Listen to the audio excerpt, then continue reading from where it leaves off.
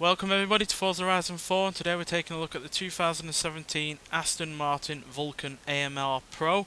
Now this is basically the standard Vulcan, which was a track day car, with the AMR Pro package, which was unveiled at the 2017 Goodwood Festival of Speed, and the package basically contains extra aerodynamic pieces to enhance the performance of the car, with the presence of an enhanced dual element rear wing with a gurney flap, large dive planes, side wheel arch louvres, and turning planes designed to improve the steering response of the vehicle.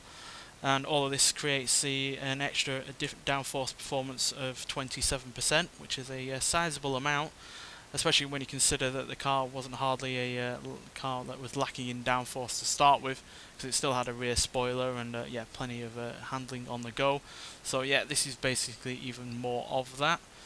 To be honest, I think the original car does look better, but if you're after this version of the car being a better version, because obviously the Vulcan is still a great car, but if you want more handling out of this, then you definitely go for this package. And basically that's all that's changed with this car, because you've still got this same 7-litre V12 engine producing 820 horsepower and 590 pounds-feet of torque, and it still weighs the same as well at 2,998 pounds.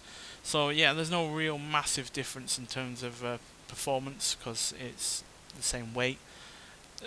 Top speed has obviously been reduced because it's now got more downforce, but that is the only major difference between the standard Vulcan and this one. So it's all about driving capability more than speed or acceleration increases. So let's get out onto the open road and see what it can do.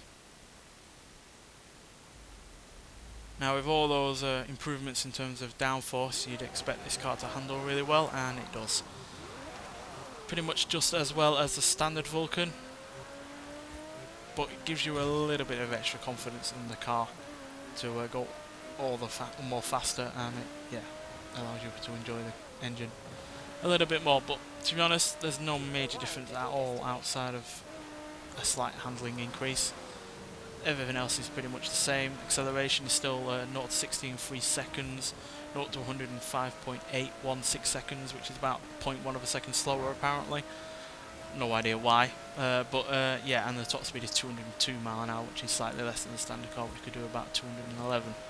So yeah, there's no real major difference in terms of performance. It's slightly down, but a negligible difference, sorry.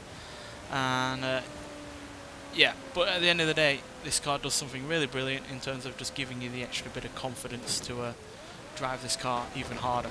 Now granted, it's not performing very well here because we're dealing with snow at the moment, and cars that generally rely on downforce need to be going quickly to get the most out of their handling, which is a little bit baffling that it's actually been put on this game, because quite frankly I think it needs a track to get the best out of it.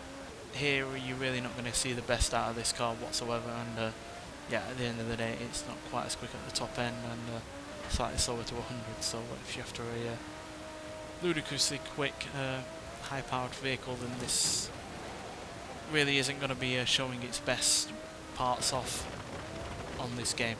So could do with a track, but it's still a really rather good car, and does show how good the engine is on this vehicle, because now you get to enjoy it a little bit more now that you've got the confidence to just go with it all the way. But in these conditions it's really rather tough to drive. You really need to be on the roads where there is no snow whatsoever, and outside of the motorway and a few of the busier roads like this one, you ain't got much of that. So a little bit baffling that it's on this game. It really would have benefited from being on Forza Motorsport 7 or a future Forza Motorsport game, because this is at the end of the day a track car. You can't drive this on the road. It's illegal to drive on the road because it's got no indicators. It's very low to the ground. Don't even think it's got an airbag. So overall a solid car, but at the end of the day there's not a massive difference between this and the standard Vulcan. And if you want that Vulcan to handle better, then you could probably just upgrade it anyway. So a little bit disappointed in this vehicle, to be honest. I was expecting more out of it, considering all the aerodynamic changes that have been done to it. I was expecting it to be substantially better than it is in the standard Vulcan when it comes to handling. but it's only a little bit better, and yeah, everything else is either the same or slightly worse. So yeah, nonetheless, if you want to get this car, you get 50% on the current festival playlist for this season, and yeah, then it's all yours. But to be honest, it's one of the lesser cars that have been put on the festival playlist as far as I'm concerned, and I would have liked a different Aston Martin that we've not had on a game before, on a Forza game before, because there are plenty out there that we haven't had, and yeah, there are, and those wouldn't have been preferable, to be honest. Nonetheless, thanks for watching, and I'll see you in the next one. Bye.